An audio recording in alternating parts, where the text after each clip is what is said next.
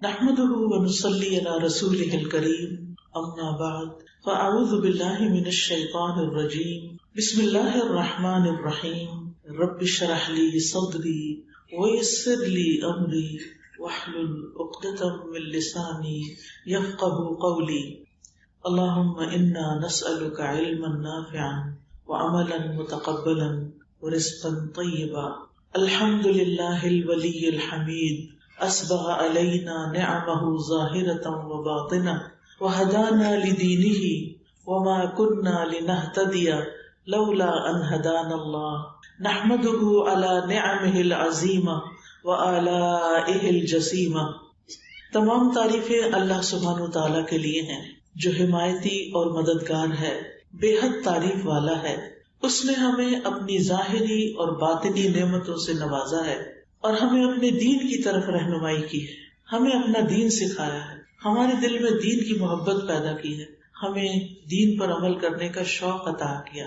ہم اس پر اپنے رب کے شکر گزار ہیں اور اس کی تعریف کرتے ہیں، اس کی حمد و ثنا بیان کرتے ہیں، اور ہم ہرگز ہدایت یافتہ نہ ہوتے اگر اللہ ہمیں ہدایت نہ دیتا۔ ہم اللہ کی عظیم نعمتوں اور اس کے بڑے بڑے احسانات پر اس کی حمد بیان کرتے ہیں، اس کا شکر بجا لاتے ہیں۔ آج جس موضوع پر میں آپ کے ساتھ گفتگو کروں گی وہ ہے زندگی میں آسانی کی دعائیں۔ ہم سب جانتے ہیں کہ اللہ تعالیٰ نے اس دنیا کو آزمائش کا گھر بنایا ہے۔ انسان کی تخلیق کی حقیقت بیان کرتے ہوئے اللہ تعالیٰ فرماتے ہیں لَقَدْ خَلَقْنَا الْإِنسَانَ فِي كَبَدٍ، بلا شبہ یقیناً ہم نے انسان کو بڑی مشقت میں پیدا کیا ہے۔ ہم سب زندگی میں آسانی ڈھونڈتے ہیں اور اللہ سبحانہ وتعالیٰ نے ہمیں مشقت میں پیدا کیا ہے۔ ہم سب دنیا کو جنت بنانے کی کوشش میں ہیں، جبکہ اللہ تعالیٰ نے اسے دارالامتحان بنایا ہے۔ یہ جگہ تو امتحان کی جگہ ہے جس میں مجھ سے اور آپ سے یہ دیکھا جا رہا ہے کہ ان مختلف طرح کی آزمائشوں میں ہم کرتے کیا ہیں۔ الذی خلق الموت والحیات لیبلوکم ایکم احسن عملا، وہ جس نے موت اور زندگی کو بنایا تاکہ تمہیں آزما کے دیکھے کہ تم میں سے کون اچھے عمل کرنے والا ہے۔ لہٰذا ہم سب کی آزمائش ہے۔ آپ کو دنیا میں کوئی ایک شخص ایسا نہیں ملے گا جو یہ کہے کہ آج تک مجھ پر کوئی مشکل نہیں آئی، یا مجھے کوئی تکلیف نہیں ہوئی، یا میری صحت میں کبھی کوئی کمی بیشی نہیں ہوئی، یا مجھے کسی کی طرف سے کوئی رنج و غم نہیں ملا، یا مجھے کسی پریشانی کا سامنا نہیں کرنا پڑا۔ ہر شخص آزمایا جا رہا ہے اور ہر شخص کی آزمائش مختلف ہے۔ کسی کو کسی چیز سے آزمایا جا رہا ہے، کسی کو کسی چیز سے، لیکن آزمائش سب کی ہو رہی ہے، میری بھی اور آپ کی۔ آزمائش یا امتحان، اس کے آنے پر ہمارا طرز عمل کیا ہے، ہمارا ری ایکشن کیا ہے، ہم کرتے کیا ہیں، یہ ہے اصل دیکھنے کی چیز۔ جو تکلیف آنے پر اللہ سے گلہ شکوہ نہیں کرتے، اللہ کی رضا پہ راضی ہو جاتے ہیں، اللہ تعالیٰ ان سے راضی ہو جاتا ہے، اللہ تعالیٰ ان کو ثابت قدمی عطا کرتا ہے، اللہ تعالیٰ ان کے درجات بلند کر دیتا ہے، ان کے گناہوں کو معاف کر دیتا ہے اور ان کو اپنے مقربین میں شامل کر لیتا ہے۔ لیکن جو لوگ تکلیف آنے پر ناراض ہوتے ہیں، واویلا کرتے ہیں، غصہ کرتے ہیں اور اللہ تعالیٰ سے ناراض ہو جاتے ہیں، تو اللہ سبحانہ وتعالیٰ بھی ان سے ناراض ہو جاتا ہے۔ تو اس لیے بہت ضروری ہے کہ ہم اس بات کو سمجھیں کہ اس دنیا میں سختیاں، مشقتیں اور تکلیفیں ہوں گی۔ کچھ تکلیفیں ایسی ہیں جو اس دنیا کے لیے ہیں، کچھ تکلیفیں ایسی ہیں جو برزخ کے لیے ہیں، قبر کے لیے ہیں، کچھ تکلیفیں ایسی ہیں جو قیامت کے دن کے لیے ہیں، لیکن تکلیفیں تو ہیں۔ ابن الجوزی کہتے ہیں دنیا آزمائشوں اور مصیبتوں کے لیے بنائی گئی ہے، سمجھدار شخص کو چاہیے کہ اپنے نفس کو صبر پر آمادہ کرے، اس کا حل صرف صبر ہے۔ خوشحالی کا گھر، نعمتوں کا گھر تو صرف آخرت ہے۔ اللہ نے جنت انسانوں کے لیے ہی بنائی ہے، لیکن اس جنت میں جانے سے پہلے ہر ایک کا امتحان ہو رہا ہے کہ کون جنت میں انٹری کے قابل ہے اور کون نہیں، کس کو جنت ملنی چاہیے کس کو نہیں، وہ ہر انسان کے عمل سے دیکھا جا رہا ہے۔ جنت ہی ایسی جگہ ہے جہاں پہنچ کر انسان کہے گا کہ شکر ہے اس رب کا جس نے ہم سے غم کو دور کر دیا، سورۃ فاطر میں آتا ہے وَقَالُوا الْحَمْدُ لِلَّهِ الَّذِي أَذْهَبَ عَنَّا الْحَزَنَ إِنَّ رَبَّنَا لَغَفُورٌ شَكُورٌ الَّذِي أَحَلَّنَا دَارَ الْمُقَامَةِ مِنْ فَضْلِهِ لَا يَمَسُّنَا فِيهَا نَصَبٌ وَلَا يَمَسُّنَا فِيهَا لُغُوبٌ، اور وہ کہیں گے اس اللہ کا شکر ہے جس نے ہم سے ہم و غم کو دور کر دیا۔ جنت میں انسان کا پہلا قدم جائے گا تو اس کے سارے غم دور ہو جائیں گے، وہ ساری پریشانیوں کو بھول جائے گا، اس کو کوئی تکلیف یاد ہی نہیں رہے گی، اور آئندہ ہمیشہ ہمیشہ کے لیے اب وہ صرف خوش ہی خوش رہے گا۔ وہ وہاں کہے گا شکر ہے اس رب کا جس نے ہم سے غم دور کر دیا، یقیناً ہمارا رب بخشنے والا بڑا ہی قدردان ہے، جس نے اپنے فضل سے ہمیں ابدی قیام گاہ میں لا اتارا، جہاں ہمیں نہ مشقت اٹھانی پڑتی ہے نہ تھکاوٹ لاحق ہوتی ہے، نہ کوئی تھکاوٹ نہ کوئی بوریت، کچھ بھی نہیں، اب آرام ہی آرام ہے۔ لیکن اس آرام کے لیے اس دنیا میں کام ہی کام ہے، محنت ہی محنت ہے۔ جو لوگ یہاں آرام کر رہے ہیں اور آخرت کی تیاری نہیں کر رہے، پھر وہاں ان کے لیے مشقتیں ہی مشقتیں ہیں۔ اس لیے بڑا ضروری ہے کہ ہم دنیا کی حقیقت کو سمجھیں اور اس دنیا میں اپنے مقصد کو سمجھیں، کیونکہ ہمیں اللہ تعالیٰ آزما رہا ہے۔ اللہ تعالیٰ قرآن مجید میں ایک اور جگہ پر بھی فرماتے ہیں وَنَبْلُوكُمْ بِالشَّرِّ وَالْخَيْرِ فِتْنَةً، کہ ہم تمہیں اچھے برے حالات دونوں طرح سے آزماتے ہیں، یعنی صرف تکلیفیں ہی آزمائش نہیں، نعمتیں بھی آزمائش ہیں کہ ان کو پا کے ہم کیا کرتے ہیں۔ جب ہمیں دنیا میں کوئی کامیابی حاصل ہوتی ہے، کوئی خوشی حاصل ہوتی ہے، تو پھر ہم کیا کرتے ہیں، ہمارا رویہ کیسا ہے، ہمارا طرز عمل کیسا ہے، اور جب کوئی تکلیف آتی ہے تو پھر ہم کیا کرتے ہیں، جس کے آنے کے بارے میں اللہ تعالیٰ نے پہلے سے ہی خبردار کر دیا ہے۔ سورۃ البقرہ میں اللہ تعالیٰ فرماتے ہیں وَلَنَبْلُوَنَّكُمْ بِشَيْءٍ مِّنَ الْخَوْفِ وَالْجُوعِ وَنَقْصٍ مِّنَ الْأَمْوَالِ وَالْأَنفُسِ وَالثَّمَرَاتِ وَبَشِّرِ الصَّابِرِينَ الَّذِينَ إِذَا أَصَابَتْهُم مُّصِيبَةٌ قَالُوا إِنَّا لِلَّهِ وَإِنَّا إِلَيْهِ رَاجِعُونَ أُولَئِكَ عَلَيْهِمْ صَلَوَاتٌ مِّن رَّبِّهِمْ وَرَحْمَةٌ وَأُولَئِكَ هُمُ الْمُهْتَدُونَ، اور یقیناً ہم تمہیں خوف اور بھوک اور مالوں اور جانوں اور پھلوں کی کمی میں سے کسی نہ کسی چیز کے ساتھ ضرور آزمائیں گے، اور صبر کرنے والوں کو خوشخبری دے دو۔ وہ لوگ کہ جب انہیں کوئی مصیبت پہنچتی ہے تو وہ کہتے ہیں بے شک ہم اللہ کے لیے ہیں اور بے شک ہم اسی کی طرف لوٹنے والے ہیں۔ یہ لوگ ہیں جن پر ان کے رب کی طرف سے کئی مہربانیاں ہیں اور بڑی رحمت ہے، اور یہی لوگ ہدایت پانے والے ہیں۔ تو گویا خوف، مال، جان اور پھلوں کی کمی اور دیگر تکلیفوں کے ساتھ آزمائش ضروری ہوگی، یہ اللہ تعالیٰ نے بتا دیا ہے۔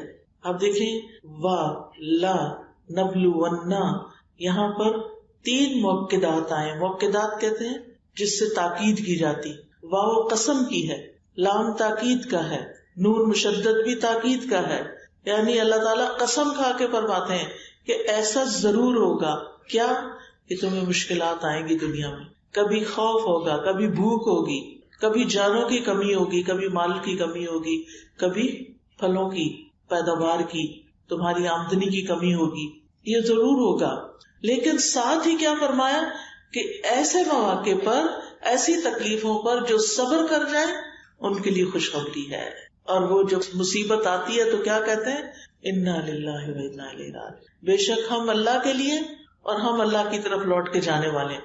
کیا مطلب ہے کہ یہ دنیا تو ہمیشہ کے لیے ہے ہی نہیں، اللہ نے ہمیں پیدا کیا، اللہ ہی کی طرف لوٹ کے جانا ہے، یہاں بھی اللہ کے حکم کے مطابق جیئیں گے، اور پھر جو چیزیں ہماری ہیں وہ بھی اصل میں ہماری نہیں، وہ بھی اللہ کی امانت ہے ہمارے پاس۔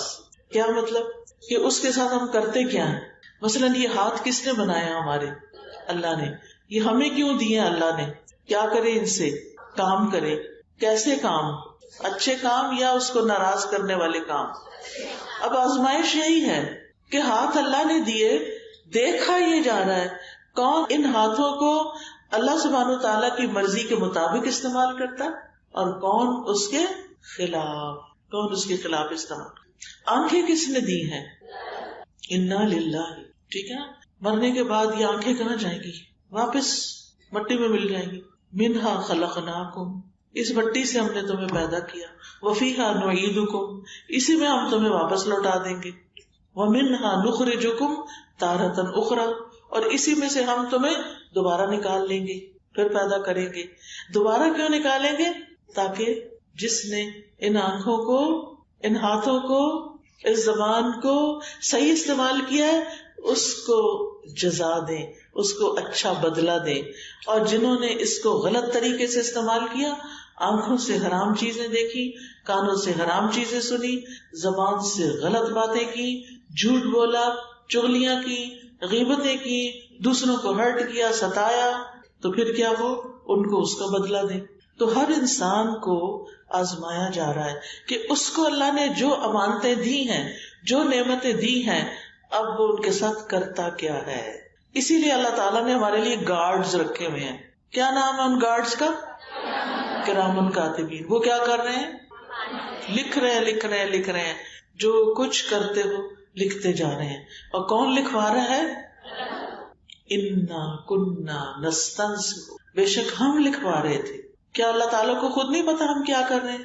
پتا ہے اللہ تعالیٰ کو پتا ہے کہ ہم کیا کر رہے ہیں، لیکن وہ لکھوا کیوں رہے ہیں؟ سوچے ذرا. اللہ تعالیٰ اپنے علم کے علاوہ ہر شخص کے اوپر ایک نگران ہے، اور وہ اللہ کی نگرانی ہے، اور اس کے باوجود وہ لکھوا رہا ہے تاکہ کل کو کوئی یہ نہ کہے نہیں میں نے تو نہیں کیا.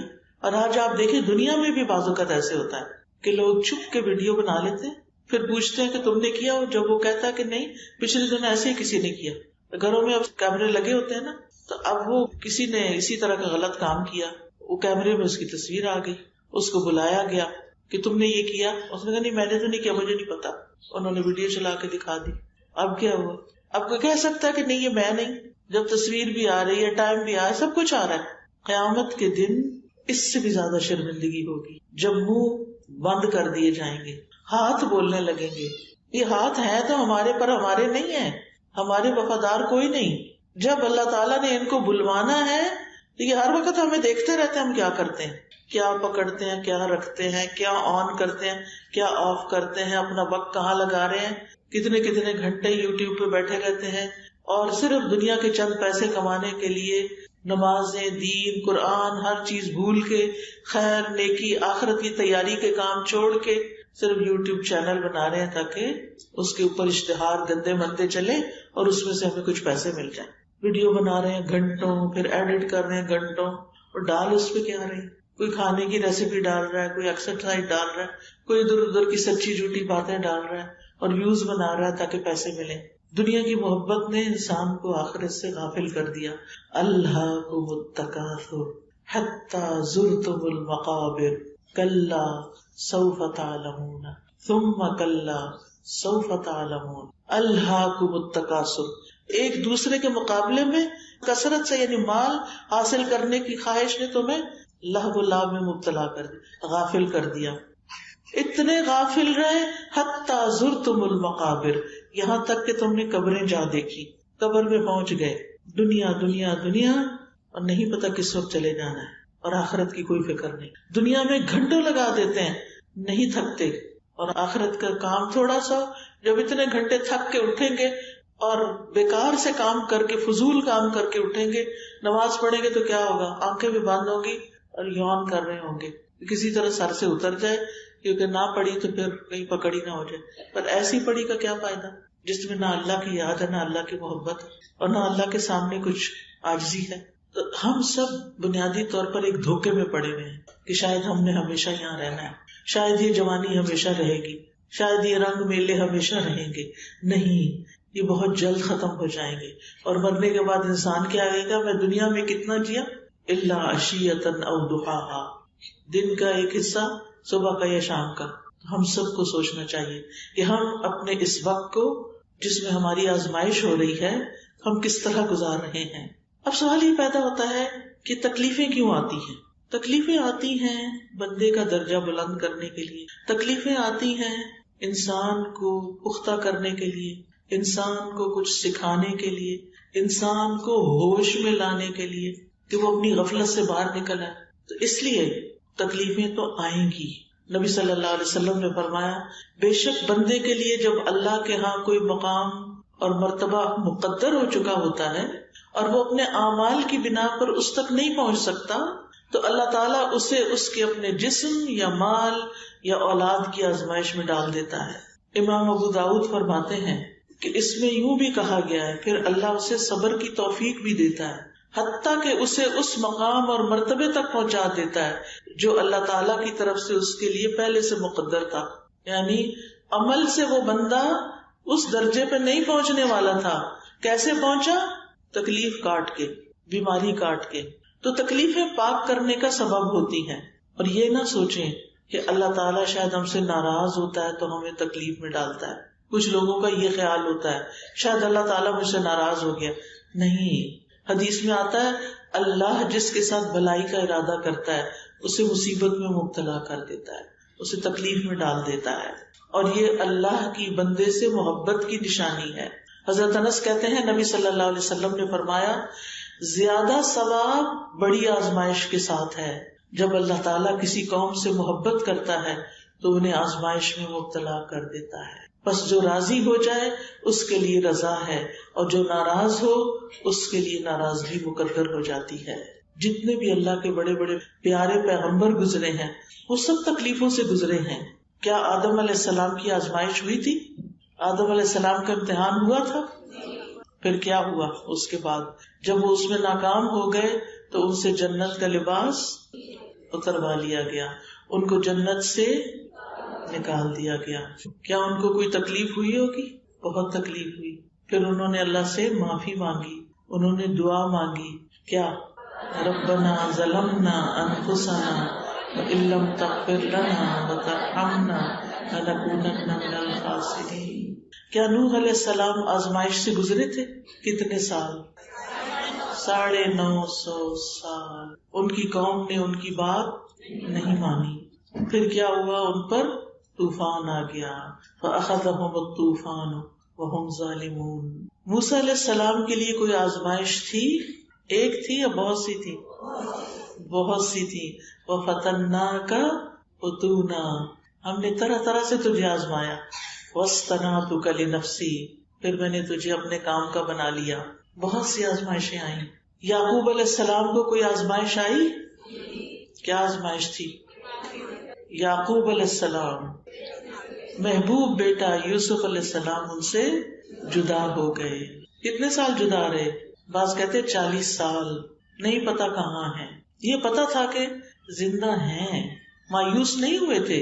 40 سال بھی مایوس نہیں ہوئے. لیکن کیا وہ روتے تھے ان کے لیے یا نہیں؟ روتے تھے نا. وَبِيَضَّتْ عَيْنَاهُ مِنَ الْحُزْنِ. غم کی وجہ سے آنکھیں سفید ہو گئی تھی. یہ اللہ کے پیارے بندے تھے یا نہیں؟ تھے نا. لیکن ان پر آزمائشیں آئی نا. تو جب آپ پر کوئی تکلیف آئے تو یہ نہ سوچے کہ اللہ تعالیٰ مجھ سے ناراض ہے. اللہ تعالیٰ سے حسن ظن رکھنا ہے، اچھا گمان رکھنا ہے. ٹھیک ہے نا. یوسف علیہ السلام پہ آزمائش آئی تھی. کیا کیا تھا بھائیوں نے؟ کنویں میں ڈال دیا. پھر کیا ہوا؟ پھر بک گئے، غلام بنا لیے گئے. پھر کیا ہوا؟ وہ ایک عورت کی طرف سے آزمائش آ گئی. پھر کیا ہوا؟ جیل میں بھیج دیے گئے. پھر کیا ہوا؟ جیل میں کتنا عرصہ رہے؟ وَلَبِثَ فِي السِّجْنِ بِضْعَ سِنِينَ. جیل میں کئی سال تک رہے. بعض کہتے ہیں کہ یہ 10 سے کم ہوتا ہے اور 9 سال رہے جیل میں. آسان ہے جیل میں 9 سال رہنا؟ اور ساری زندگی کیا امتحان تھا؟ کوئی بھی آس پاس مسلمان نہیں تھا، سارا ماحول ہی اپوزٹ تھا. آج جس لڑکی کی شادی تھوڑی سی دین کے بغیر لوگوں میں ہو جاتی ہے وہ صرف رونا دھونا ہی کرتی ہے. میری شادی یہاں ہو گئی. کوئی نعمت اس کو نظر نہیں آتی، کوئی خیر نظر نہیں آتی سوائے اس کی رونا دھونا. یہ ماحول میرے موافق نہیں. ماحول تو بہت سے لوگوں کو موافق. کیا یوسف علیہ السلام کو ماحول ملا تھا؟ کتنی بڑی آزمائش تھی. ماحول نہیں ملا. کیا وہ اللہ کے دین پہ قائم نہیں رہے؟ قائم رہے. انہیں جو بھی دیکھتا تھا تو کیا کہتا تھا؟ انا نراک من المحسنین. ان کے بھائی جب غلہ لینے کے لیے آئے اور انہوں نے اپنی عاجزی محتاجگی ظاہر کی اور پھر منت سماجت کی اور کہنے لگے انا نراک من المحسنین. تو بڑا ہی نیک آدمی ہے، ہمیں تو نظر آ رہا ہے کہ تو بڑا ہی نیک آدمی ہے. قید خانے کے جو ساتھی تھے جنہوں نے خواب کی تعبیر پوچھی تھی انہوں نے کیا کریڈٹ دیا ان کو؟ انہوں نے بھی یہی لفظ بولے انا نراک من المحسنین. جب ایک انسان اچھا ہوتا نا تو ہر ایک کے منہ پر وہی گواہی ہوتی ہے انا نراک من المحسنین، آپ بہت نیک ہیں. ایوب علیہ السلام پہ کوئی تکلیف آئی تھی؟ کیا ہوا تھا؟ بیماری رہی تھی. اللہ تعالیٰ فرماتے انا وجدناہ صابرا، ہم نے ان کو صابر پایا تھا. نعم العبد، اتنا اچھا بندہ. انہ اواب، وہ بہت زیادہ رجوع کرنے والا تھا، بار بار پلٹ کر اللہ ہی کی طرف آتے تھے. کیا ان کی بیماری ٹھیک ہوئی؟ ہو گئی. آپ کو پتا یہ صرف بیماری نہیں تھی، ان کے سارے قریبی لوگوں نے ان کو چھوڑ دیا تھا، اکیلے رہ گئے تھے. صرف بیوی تھی جو کھانا وانا دے دیتی تھی، مال بھی چلا گیا، اولاد بھی فوت ہو گئی، خود بھی بیمار ہو گئے. کیا اللہ سے ایک دن بھی بدگمانی کی؟ اچھا ہی گمان رکھا. ایک روایت میں آتا ہے کہ انہوں نے کہا کہ میں اللہ کی عبادت پہلے بھی کرتا تھا، لیکن اس میں میرا مال، میری اولاد، میرے لوگ بیچ میں حائل ہو جاتے تھے. اب تو اے اللہ تیرے اور میرے بیچ میں کوئی بھی نہیں رہا، اب تو مجھے تیری عبادت میں لذت ہی لذت ہے. سارے ساتھ چھوڑ گئے، اب یہ تنہائی بڑی اچھی لگتی ہے، تیرا ذکر کرتا رہتا ہوں، تیرے سے مناجات کرتا رہتا ہوں. پھر آپ دیکھیے حضرت مریم علیہ السلام پر کوئی آزمائش آئی تھی، وہ اتنی تکلیف میں تھی اور ساتھ ہی ان کو یہ پریشانی کہ میں کیا قوم کو بتاؤں گی. جا کے کیا کہنے لگے، یا لیتنی مت قبل ھذا وکنت نسیا منسیا، کاش میں آج سے پہلے بھولی بھلائی جا چکی ہوتی اور مجھے کوئی بھی نہ جانتا ہوتا. یا لیتنی مت قبل، اس سے پہلے ماری جاتی اور بھول بھلا دی جاتی، میں آج ہوتی نہ دنیا میں. حضرت آسیہ پر کوئی آزمائش آئی تھی؟ کیا آزمائش آئی تھی؟ فرعون سختیاں کرتا تھا، ہاتھوں میں اس نے کیل ٹھوک دیے تھے، دیوار کے ساتھ چن دیا تھا کہ باز آ جاؤ دین سے، لیکن وہ باز نہیں آئی. کیا دعا کرتی تھی؟ رب ابن لی عندک بیتا فی الجنہ، اللہ اپنے پاس جنت میں گھر بنا دے. ونجنی من فرعون وعملہ، مجھے فرعون اور اس کے عمل سے بچا لے، نجات دے. ونجنی من القوم الظالمین، اللہ مجھے ظالم لوگوں سے نجات دے. ان سب لوگوں نے کیا کیا تھا؟ حضرت یونس علیہ السلام پہ آزمائش آئی تھی. کیا آزمائش آئی تھی؟ مچھلی کے پیٹ میں، اندھیروں پر اندھیرا.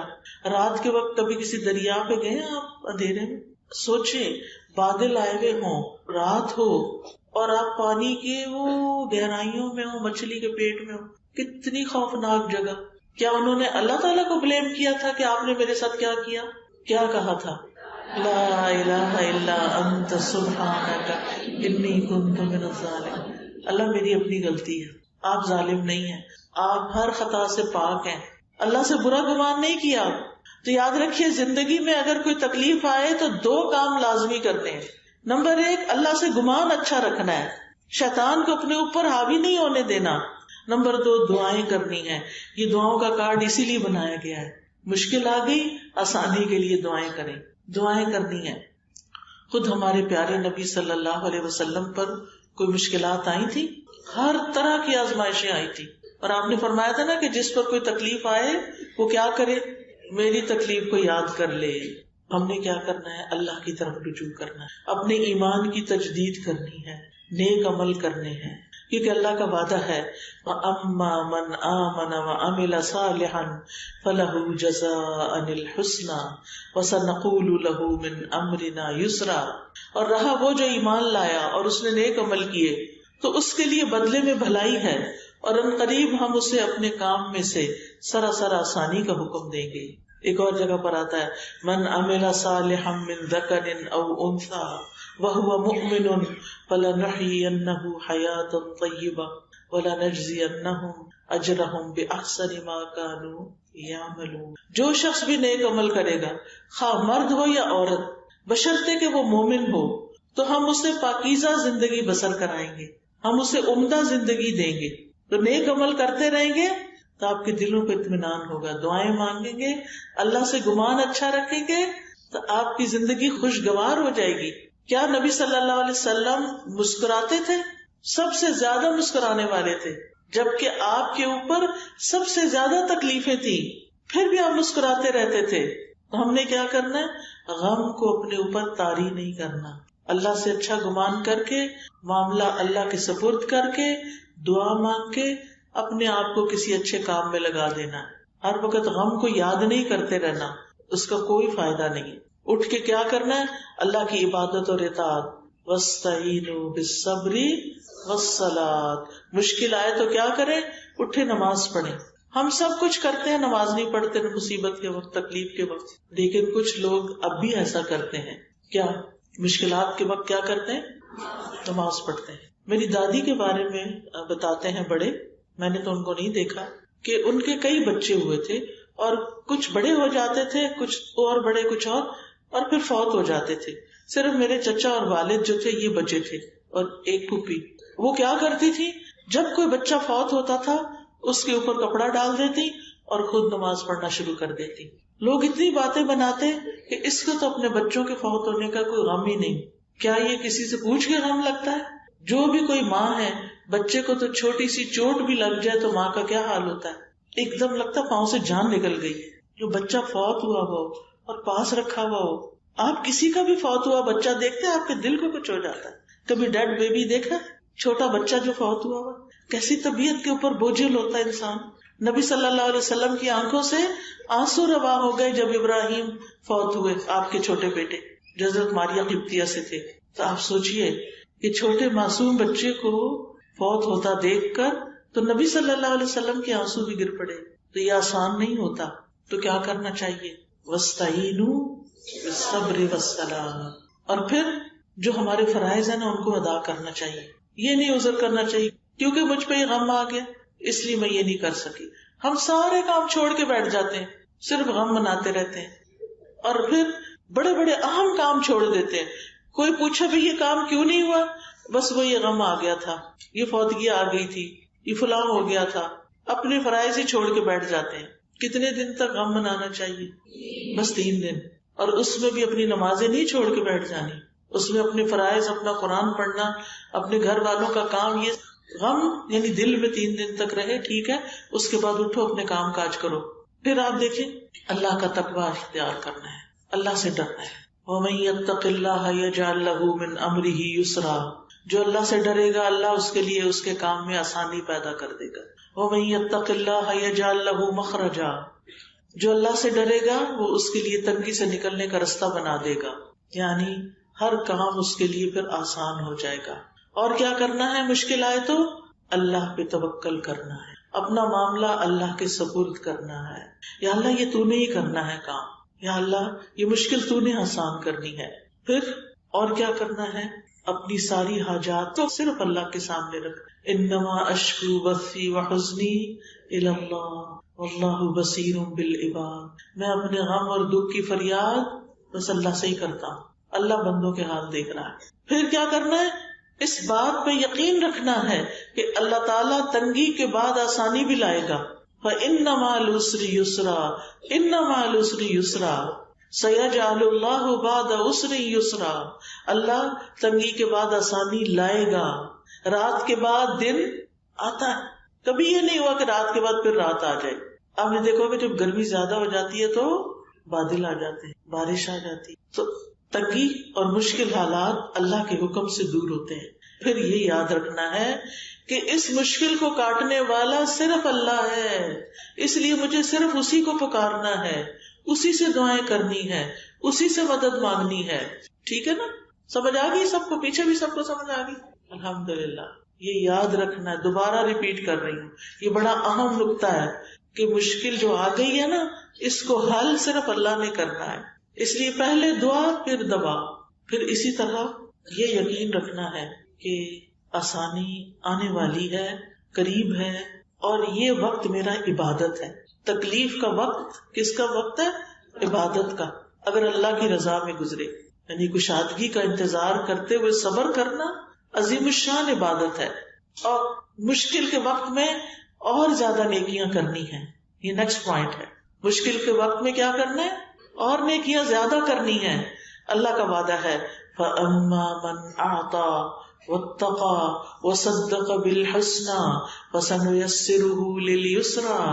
پھر جس نے اللہ کی راہ میں مال دیا اور پرہیزگاری اختیار کی اور بھلی باتوں کی تصدیق کی تو ہم بہت جلد اسے آسانی مہیا کر دیں گے. پھر سنا دوں آیت، سورۃ اللیل کی آیت ہے. فَأَمَّا مَنْ أَعْطَى، وہ جو دیتا رہتا ہے، صدقہ خیرات، بھلائی، نیکی، خیر دوسروں کے اندر بانٹتا رہتا ہے. واتقى، اور اللہ سے ڈرتا ہے، غرور میں مبتلا نہیں ہوتا کہ اہلکت مالا لبدا، میں نے ڈھیروں مال خرچ کر دیا ہے. کوئی غرور نہیں، کوئی فخر نہیں، بلکہ کیا کرتا ہے، دے کے بھی اللہ سے ڈرتا ہے. وصدق بالحسنى، اور بھلی باتوں کی تصدیق کرتا ہے، نیکی کا کوئی کام سامنے آئے تو کر کے دکھاتا ہے. فسنيسره لليسرى، تو ہم بہت جلد اسے آسانی مہیا کر دیں گے. جو یہ کرے گا، ایسے کام کرے گا، اس کے لیے ہم زندگی میں کیا کریں گے، آسانی پیدا کر دیں گے. بعض مفسرین کہتے تھے ہم قرآن پڑھنے میں مشغول ہوئے تو ہمیں دنیا میں برکات اور خیرات نے ڈھانپ لیا. کل ہی ہماری ایک ساتھی بتا رہی تھی کہ ان کے چچا، ان کی پھپھو، ان سب کی عمریں 80 سال سے اوپر، کوئی 85 کوئی 90 میں جا کے فوت ہو. 2 کام ان کے بڑے اہم تھے، ایک رشتہ داروں کے ساتھ اچھا سلوک، صلہ رحمی، اور دوسرے قرآن بہت پڑھتے تھے. جب جب اپنا قرآن پڑھ رہے ہیں، اور جو پینشن آتی ہے، جو بھی ان کے پاس مال ہوتا وہ باندھا ہوا ہوتا، سب رشتہ داروں میں تقسیم کر کے 500 روپے اپنی جیب میں رکھتے. بس 1 لاکھ 1.5 لاکھ پینشن تھی ان کی، بڑے بڑے عہدوں پہ رہے. تو لمبی عمر نیکیوں کے ساتھ انسان کے لیے بڑے فائدے کی ہے.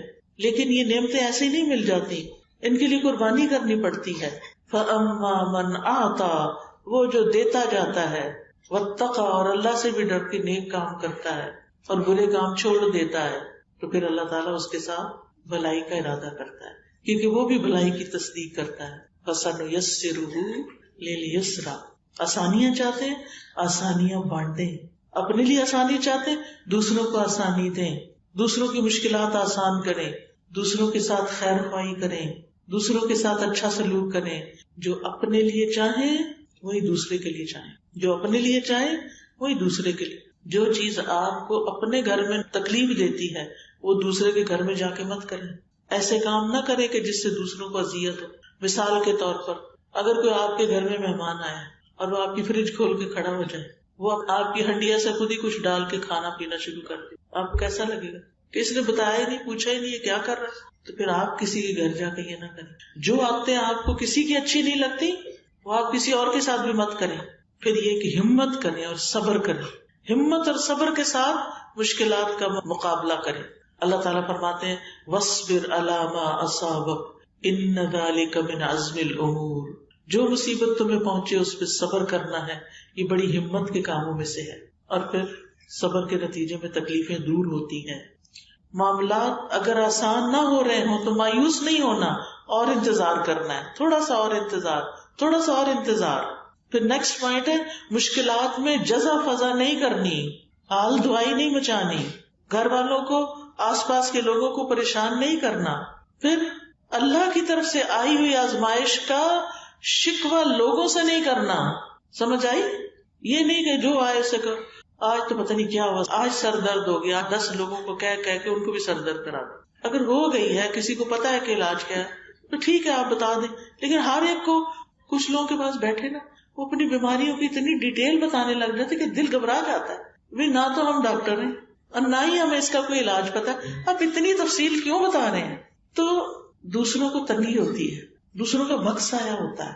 اس کو بتائیں جو آپ کے لیے کچھ کرے، وہ ڈاکٹر ہو، وہ کوئی حکیم ہو، وہ کوئی تھراپسٹ ہو، اس کو تو آپ بتائیں. لیکن جس نے کچھ کرنا نہیں اسے کیوں بتا رہے ہیں؟ تو بندوں کے آگے رونا نہیں رونا. کس کے آگے رونا ہے؟ صرف اللہ کے آگے. پھر دعاؤں کی کثرت، دعاؤں کی کثرت، ذکر کی کثرت. ابن قیم کہتے ہیں اللہ کا ذکر مشکل کو آسان کر دیتا ہے، تنگی کو آسان بنا دیتا ہے، مشقتوں کو کم کر دیتا ہے. جب بھی کسی مشکل پر اللہ کا نام لیا جاتا ہے وہ آسان ہو جاتی ہے. جب کسی مشقت پہ اللہ کا ذکر کیا جاتا ہے وہ آسان ہو جاتی ہے. کسی سختی پہ اللہ کا ذکر کیا جاتا ہے وہ زائل ہو جاتی ہے. کسی تکلیف پہ اللہ کا ذکر کیا جاتا ہے وہ ختم ہو جاتی ہے. اللہ کا ذکر کرنا غم اور پریشانی کو دور کرنے کا ذریعہ ہے. اور دعاؤں میں خاص طور پر استغفار. اللہ تعالیٰ فرماتے ہیں لولا تستغفرون اللہ لعلکم ترحمون، تم اللہ سے استغفار کیوں نہیں کرتے کہ تم پہ رحم کیا جائے. اگر ہم چاہتے ہیں نا اللہ تعالیٰ ہم پہ رحم فرمائے تو کیا کریں؟ استغفار کی کثرت. استغفر اللہ استغفر اللہ استغفر، کم از کم 100 دفعہ دن میں. پھر اللہم اغفر لی، پھر اللہم اغفر لی ذنبی کلہ دقہ وجلہ، آخر تک. مشکلات سے آسانی میں استغفار بڑے فائدے کا ہے. اور پھر اس کے بعد آپ یہ کارڈ اٹھا لیجئے اور اس کو پڑھنا شروع کر دیں ایک ایک دعا کو سمجھ کے. اور اس میں آپ دیکھیے جیسے رب اشرح لی صدری ویسر لی امری، کوئی کام مشکل اٹک جائے تو کیا کریں؟ صرف اتنا پڑھتے جائیں ویسر لی امری ویسر لی امری ویسر لی امری. جہاں مشکل آ جائے ویسر لی امری. پھر اللہم لا سہل الا ما جعلتہ سہلا وانت تجعل الحزن اذا شئت سہلا. اور پھر ربنا آتنا من لدنک رحمہ وہیئ لنا من امرنا رشدا. یہ کہف والوں کی، غار والوں کی دعا ہے. کچھ نوجوان مسلمان تھے، ان کے ملک کا بادشاہ جو تھا وہ بت پرست تھا اور لوگوں کو بت پرستی پہ مجبور کرتا تھا. جو لوگ اس کی بات نہیں مانتے تھے انہیں سخت سزا دیتا تھا. تو ان نوجوانوں نے اپنے دین کی حفاظت کے لیے کیا کیا؟ اپنا شہر ہی چھوڑ دیا اور غار کی طرف چلے گئے اور اللہ تعالیٰ سے یہی دعا کی. تو اللہ تعالیٰ نے انہیں اپنے پاس سے اپنا فضل اور رحمت عطا کی اور پھر اللہ تعالیٰ نے ان کو سلا دیا. کئی سو سال سوئے رہے، پھر انہیں اٹھا دیا اور اپنی قدرت کی نشانی بنا دیا. تو یہاں پر وہ کہتے ہیں من لدنک رحمہ، اللہ تیرے پاس سے رحمت چاہیے. وہیئ لنا من امرنا رشدا، اور ہمیں ہمارے اس معاملے کے اندر درستگی عطا فرما، یعنی ہم جو کر رہے ہیں نا وہ ٹھیک ہو، غلط طریقہ نہ ہو، غلط رستہ نہ اختیار کرے. کیونکہ ہوتا پتہ کیا ہے، جب کوئی تکلیف آتی ہے نا تو لوگ کسی عامل کے پاس، کسی جادوگر کے پاس، ایسے لوگوں کے پاس چل پڑتے ہیں. تکلیف آئی تھی آپ کے درجے بلند کرنے کے لیے اور آپ نے ایسا رستہ اختیار کر کے پہلے عمل بھی گنوا دیے. کسی کے پاس غیب کا علم کوئی نہیں، سب تکے بازیاں ہوتی ہیں. تو اس لیے کسی نجومی کے پاس، کسی جادوگر کے پاس ہرگز نہیں جانا. اللہ سے دعا کرنی، اللہ کا ذکر کرنا. پھر آپ دیکھیے آیت کریمہ لا الہ الا انت سبحانک انی کنت من الظالمین. رسول اللہ صلی اللہ علیہ وسلم نے فرمایا کیا میں تمہیں ایسی چیز کے بارے میں نہ بتاؤں جب تم میں سے کسی آدمی کو رنج و الم اور دنیا کی آزمائشوں میں سے کوئی آزمائش آئے تو وہ اس دعا کو پڑھے اور اس کی تکلیف دور ہو جائے. تو آپ سے کہا گیا کیوں نہیں؟ آپ نے فرمایا وہ مچھلی والے کی دعا ہے لا الہ الا انت سبحانک انی کنت من الظالمین. مشکل آئے تو یہ دعا پڑھ لیں، اس کو دعا الکرب بھی کہا جاتا ہے. پھر اسی طرح ساری دعاؤں کا تو اب اس وقت ڈیٹیل میں جانے کا وقت نہیں، لیکن جو موٹی موٹی دعائیں ہیں وہ میں آپ کو بتا دیتی ہوں. یہ بد نصیبی سے بچنے کی دعا ہے. اعوذ باللہ من جہد البلاء ودرک الشقاء وسوء القضاء وشماتۃ الاعداء. اسی طرح یا حی یا قیوم برحمتک استغیث. یا حی یا قیوم، یہ جو ہے نا اسم اعظم بھی کہتے ہیں. یا حی جو ہے نا اسم اعظم ہے، اس کے ساتھ جو دعا کی جائے وہ دعا قبول ہوتی ہے. پھر یہ ایک دعا بڑی اچھی ہے اللہم احسن عاقبتنا فی الامور کلہا واجرنا من خزی الدنیا وعذاب الآخرہ. پھر درود شریف کی کثرت. درود شریف میں نماز کا درود شریف بھی پڑھ سکتے ہیں اور اس کے علاوہ بھی جو درود آپ کو پڑھنا ہو سوائے من گڑت درودوں کے، جو مسنون درود ہیں ان کو آپ پڑھ سکتے ہیں. صلی اللہ علیہ وسلم صلی اللہ علیہ وسلم، اس کی کثرت کیجیے. ایک دفعہ درود پڑھنے سے کیا ہوتا ہے؟ 10 رحمتیں آتی، 10 نیکیاں لکھی جاتی، 10 گناہ معاف ہوتے، 10 درجے بلند ہوتے. درود شریف نہیں چھوڑنا. میں اپنی بات یہیں پر ختم کرتی ہوں اور مجھے امید ہے کہ جو باتیں میں نے آپ کو بتائی ہیں، جو پوائنٹس آپ کو بتائے ہیں کہ مشکل وقت میں کیا کرنا ہے، وہ آپ نے اپنے دل پہ لکھ لینے ہیں اور ہر مشکل کو درجات کی بلندی کا ذریعہ بنانا ہے. اور یہ کارڈ سنبھال کے رکھ نہیں دینا، سجا کے رکھ نہیں دینا، اس کی دعائیں پڑھتے رہنا ہے. وآخر دعوانا ان الحمد للہ رب العالمین. سبحانک اللہم وبحمدک اشہد ان لا الہ الا انت استغفرک واتوب الیک. جزاکم اللہ خیرا. اللہ تعالیٰ آپ سے راضی ہو. بہت اچھی طرح آپ نے سنا. اللہ تعالیٰ ہم سب کو عمل کی توفیق عطا فرمائے. بارک اللہ فیکم. السلام علیکم ورحمۃ اللہ وبرکاتہ.